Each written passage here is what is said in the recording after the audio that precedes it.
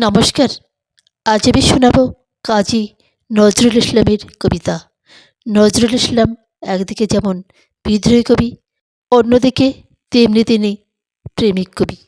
আবার ছোটদের নিয়েও তিনি অনেক কবিতা লিখেছেন। আজ আমি শোনাচ্ছি কবি কাজী নজরুল ইসলামের ছোটদের কবিতা। কবিতার নাম আমি হব। আমি হব সকালবেলার পাখি, সবার আগে কুসুমবাগে উঠবো আমি ডাকি।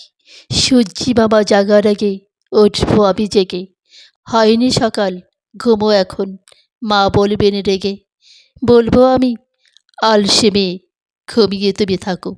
হয়নি সকাল, তাই বলে কি সকাল হবে না গো। আমরা যদি না জাগি মা, কেমনে সকাল হবে। তোমার ছেলে উঠলে মাগো, রাত পোহাবে তবে।